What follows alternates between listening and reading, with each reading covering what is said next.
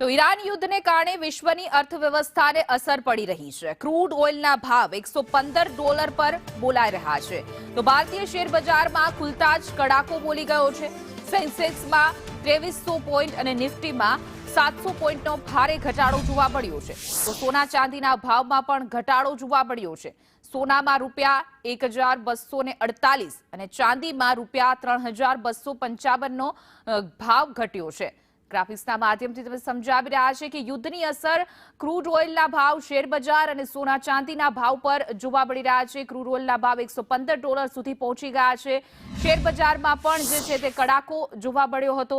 સાથે જ સોના ચાંદીના ભાવમાં પણ જે છે તે અસર એના પર થઈ રહી છે। ભાવ ઘટ્યા છે।